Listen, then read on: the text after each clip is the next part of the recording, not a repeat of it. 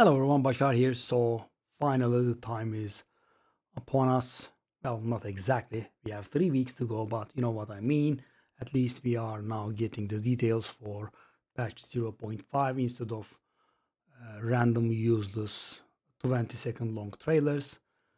And so let's get on with it. Now we have a proper trailer. I'm guessing I haven't watched this myself. Oh, 4 minutes.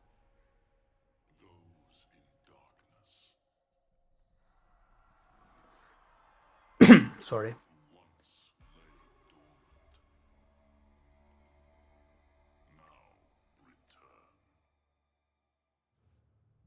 I'll move this out of the way. Okay, we have seen this part in the first one, I think. Okay, huge city coming out of the ground.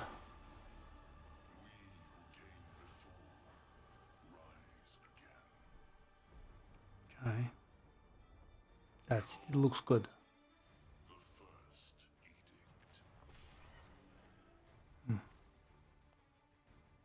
The origins of divinity.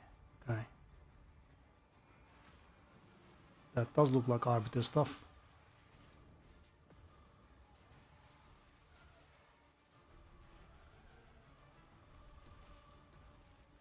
Yeah. Kind of could tell. New arbiter, eh? Right of the nameless. Ritual revert. Oh, what's this? I love ritual. Ooh. Oh, ritual pinnacle boss. King in the mist is gone. Wow. So much content. Wow.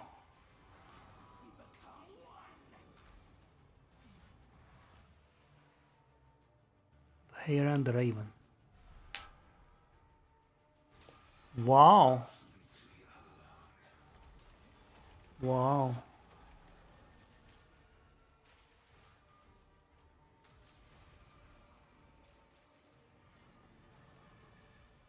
Wow. Runes of Aldur. Ah, that's the new league's name, okay?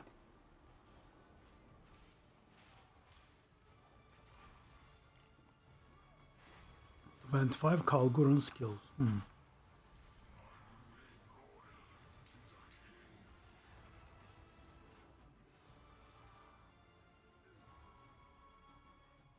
Wow. It's like a new game. Dang. Master.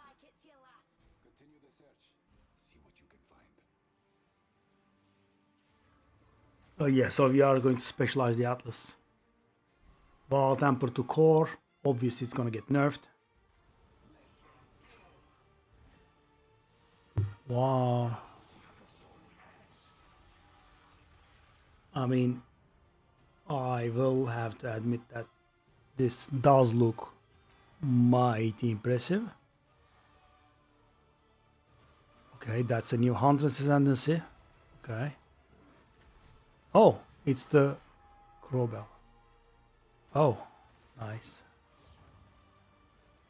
Martial artist. What an extremely generic name. New uniques.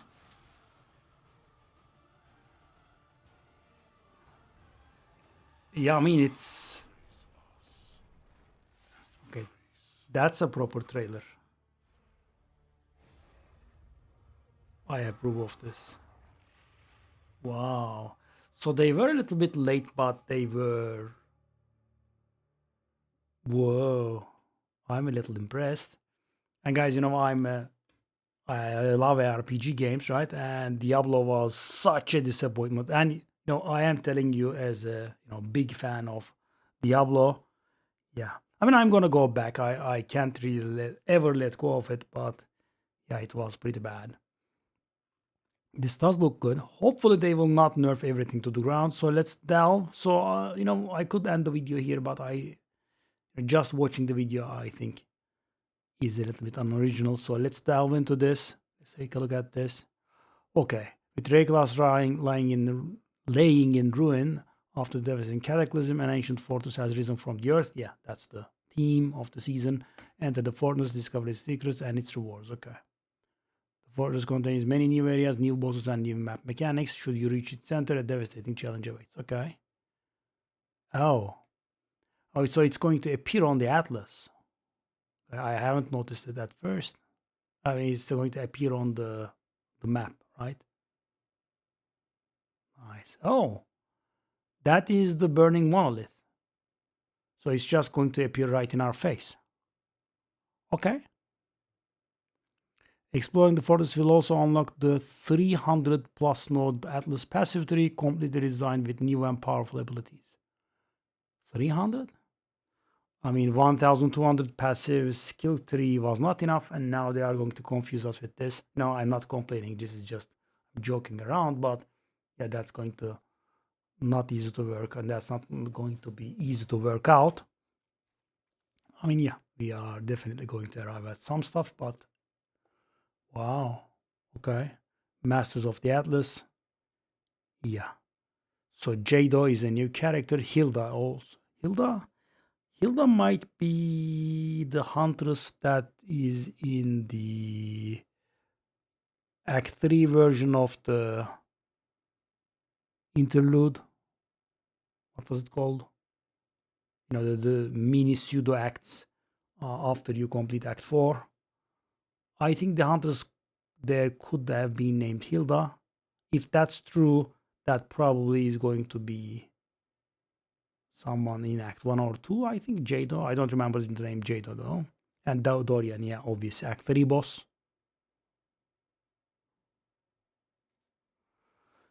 Atlas Masters act like Ascendancy class 4 Atlas 3. Yeah. So with Doriani, we are going to be Nexus oriented. Hunt Deadly Monsters with Hilda. I guess some bonuses from monsters or some bonuses to spawn some deadlier monsters. Uncover powerful artifacts with Jado.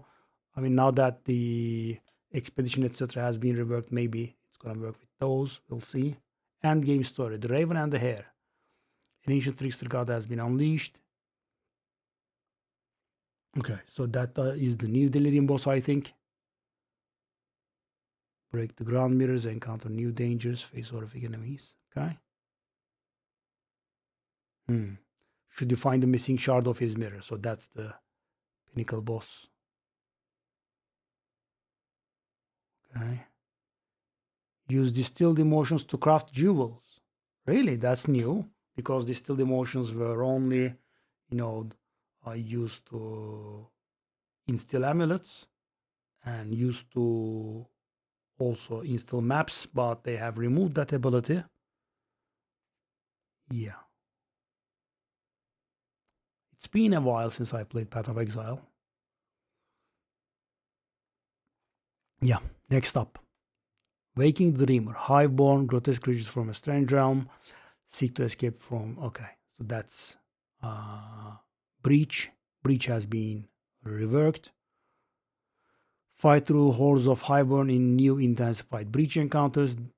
Discover massive sky hives and challenge Breach lords in their otherworldly domain. Reap a twisted harvest at the Genesis tree, which will grow exceptional new items for you if fertilized properly. So I think... So I haven't been playing Path of Exile 1 in a very long time, but I think there is something similar in Path of Exile 1. I'm sure those of you that play will know. I mean, I recall seeing a tree vaguely somewhere in some stream. Okay. Okay. So that does look Irish. I believe it was pronounced Aoife, something like that. Yeah. Their names are extremely hard to pronounce. If you don't know how they are pronounced, you will suffer. Aoife is a spirit. I think that's correct. If you have an Irish, feel free to correct me if I'm wrong. Seeking a champion to aid her, the king in often. Okay, so that's the ritual rework. And these bosses have been redone. Head into the Wildwood to accept the Rite of the Nameless, a series of endgame encounters. each more difficult than the last. Become the champion by completing them all. And perform the final ritual in the Wildwood to face Bodak, a new pinnacle boss that embodies darkness itself. I'm guessing this is ritual, right? Okay, now we have a new league. So guys, we have all of these updates, the aforementioned updates for the base game, right? And there is also a seasonal mechanic, which should feel like almost a brand new game, I guess. In this content update, we are introducing a new Path of Exile 2 league, the Runes of Aldur. Meet Pharaoh, a rune enthusiast from Eastern Ezomir. Each rune Pharaoh finds unlocks crafting options and further uncovers the connection between the Ezomite and Kalguru runecraft. With the help of the King's March crew, discover ancient Kalguran treasures, secrets, and horrors. Some familiar, others strange and horrifying. Okay. I'll just skim over these. Let me not read the whole thing to you verbatim. Find mysterious remnants.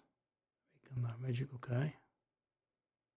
Okay, so we will wake monsters, right? It's a classic mechanic that has been around for a long time in kind of all ARPG games. Use the power of the remnants to unlock many new crafting options, including runes, uniques, and more. I mean, crafting is always nice, right? I've never been a crafter, so last season, season 3, was very big on crafting thanks to the homogeneous exaltation omen.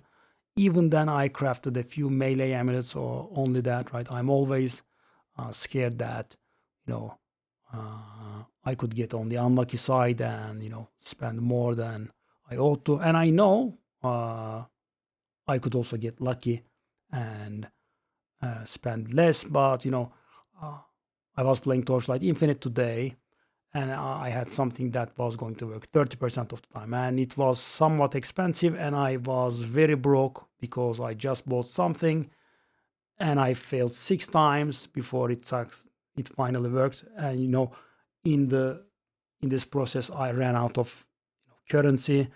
I had to go farm. It was very, very frustrating. Yeah. And I'm not going to say I'm unlucky. That's a ridiculous claim, but as I said, I would just rather, instead of crafting it myself, I just buy. Yeah, that's how I approach. So I'm not saying I will never craft. I just generally try to buy something at low value and buy low, sell high, right? Classic. Harness the power of Kalguru rune crafting to create Kalguran skills. Those are going to be expensive, I'm guessing. Remember lineage support gems or lineage skills from last season.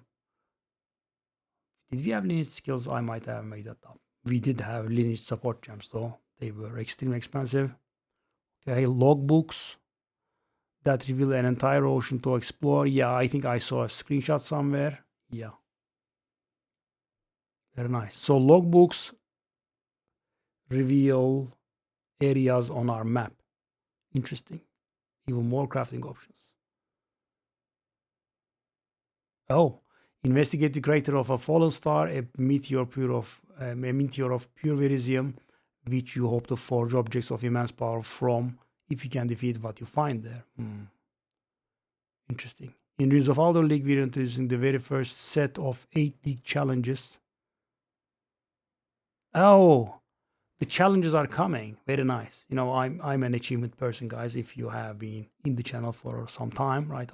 I love achievements, but also, I know my measure, right? If it's just beyond me, I leave it be. But if it's, very challenging, even very challenging, I will go for it. But yeah, if I think it's impossible, I just leave it be. Completing them will grant you pieces of the exclusive Ezomite Wind Rune Master Armor set. I'm guessing that's an appearance set and not a real set, but doesn't really matter, right? I mean, as long as there are achievements, I'm gonna go for them. Yeah, very lovely. Okay, so we are getting 2 ascendancy classes. For the hunters, we are getting the Spirit Walker, and for the monk, we are getting the Martial Artist. Yeah. So the Spirit Walker summons, I'm guessing. Yeah. In the demo, we saw she tamed the map boss, right? Crowbell. From the monk is the martial artist, master of illusions. Okay, nice. We'll see. And the final stuff is 13 new maps to explore on the others. So guys, this is pretty important. I don't know if you have played season 1, but in season 1, there was some sort of bug in the code. I mean, we didn't have too many maps, and also the code was bugged, and 25% of the maps that we did were hidden grotto, right? So imagine how repetitive it gets. So they have fixed that, but adding more and more map tile sets, or map areas will keep us from getting very, at least will make us get very slower. Yeah, I did find the words. From Marrakech deserts to snowy towns, and snowy towns to lush gardens and lava-filled dungeons, each map features not only an impressive environment but also a new boss. So they have been a little bit lazy with the bosses in season 4. Some of the guys were transferred from other maps. Yeah, new bosses would be nice. Return of the Ancients adds 40 new unique items with incredible mechanics and powerful skills. We have also revised more than a dozen existing unique items. That is very dangerous. Don't take this to mean that they have buffed the weaker ones. That could also mean they have screwed over the previous ones, right? The existing good ones. For example, the Vertex, right? Or Atsiris Chest. Atsiris Splendor, I believe it was called. The campaign has been updated to make navigation through areas easier. Look out for cues that will guide you on where to go. That's very nice. That's very, very, very nice, right? Because guys,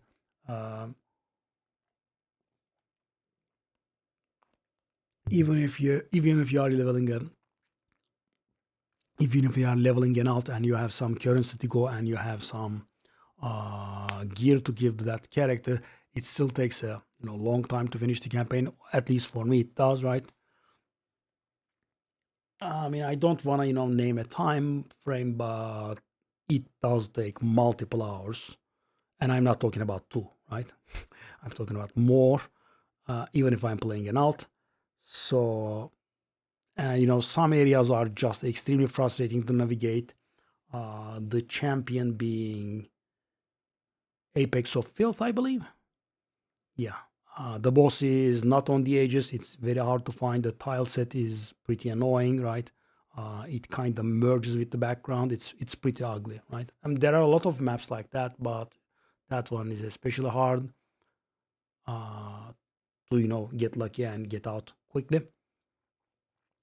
Okay, so this is insane. So guys, one of the things that captured me with Torchlight Infinite is the extreme playability of the game. When I say playability, I mean stuff is easy, right? So for example, let's say you like my build, right? And normally you would have to watch my video, you would have to ask me for a POB code, whatever it is, right? Or you have to do them one by hand. You have to do them by hand, right? And in Torchlight, you take a look at build, right? You say apply all, and everything will get insta applied. So it will tell you, spend that skill point there, unlearn that, put that support gem in there, right? It does say everything, right? And there are a lot of details in Torchlight as well. So the reason I brought it up is they are bringing this. I'm not very sure if they are bringing it on this level, but they are bringing this into Path of Exile, which is lovely, right? It's huge. I mean, imagine, as I said, I started, right? On day 3, I have a build. You liked it, bang, copy, right? You wouldn't have to, continuously look over your shoulder or look at my guide, whatever it is, right? Because, that's, so, by all means, look at my guide, but at some point, it becomes frustrating. For example, when I was doing some stuff, I always had a video on the other monitor and would continuously, take a look there. Pretty tiresome. So if it's on the Torchlight Infinite level, that's gonna be great, right? What they say is simply download the build file you'd like to use, and it will appear in the game client, showing everything you need to create that build, including passive nodes, ascendancy points, skill gems, and more. So in Torchlight, guys, it also snapshots the creator's gear as well. So for example, let's say they are very powerful, right? But they make a build for the mid game with that gear, or rather, let me correct myself. So the creator is leveling up, right? And they create different variants of their build as they get stronger and stronger. And as I said, the tool in Torchlight Infinite immediately snapshots it, right? It's lovely. And, just so, it's out there. It's not sponsored or anything, right? I just like the game. And I know it's a gacha game, right? It's a pay-to-win game, but those are not really terrible, right? It's perfectly playable. I'm playing it as free-to-play, and I'm rather powerful for a free-to-play first season. So, if you like to, by all means, and you can always ask me. It's very complicated. The worst part is not the pay-to-win, because that's somewhat minor, not the gacha, that's also somewhat minor, but no explanations whatsoever, right? And there are a ton of resources that you can utilize, so that's a problem. I was actually dissing Path of Exile about this. No. In Path of Exile, there are at least some explanations. In Torchlight, there are none, right? Almost. You have to work stuff out yourself, and you cannot really work it out. You have to ask other people. Terrible. Anyway, let me not get sidetracked. So this is going to exist in Path of Exile now, which is huge. It's lovely. One thing that's missing in Path of Exile, though, is a medium in which you can clearly see the power of a character, right? So, for example, in Torchlight, right, there is a boss, right? You hit it, it gains tears, right, and it just keeps gaining on tears, and eventually you cannot really beat him, and then he defeats you, and then the highest tier that you reach, right, that shows your power level, right? So you can tell which build is better by taking a look at which tier they reach, right? And you can just open the leaderboard, see the top guy there, and immediately take their build, right? So that is what we are missing in Path of Exile. So for example, this exists in Diablo as well. We have the pit, right? So it's a timed event. You have to kill a certain amount of trash, then the boss will spawn, and then you will have to beat the boss before the timer expires. You get punished for dying, you lose timer. And so that, for example, shows which class is strongest, right? So for example, in Diablo right now, I believe sorcerers are strongest. And, it's not even up for dispute, right? In Path of Exile, determining that kind of stuff takes a very long time because there is no objective medium to compare classes. And the stronger classes will get revealed later on. And also the game is very complicated, right? The proper builds could take a lot of time to emerge. But still, this is huge. And the other thing is also very good as well. I mean, I have been using an add-on for this. The Return of the Ancients features additional quality of life improvements such as a search box on the Atlas and the ability to quickly check market price on your items. That's very good. That also exists in Torchlight, right? You are going to sell something, and there is also an auction house in Torchlight. As I said, playability is very high. You just click on your item. There is an in-game overlay that says, price check, and it does show you what the people have listed the item for, the latest people that listed it. It's very nice. So we are getting that as well. We might have maybe no need for the add-on either. So that's about it, guys. I think they will reveal more and more as time progresses. We now have 3 weeks to go. And I will see you in other videos. Bye-bye.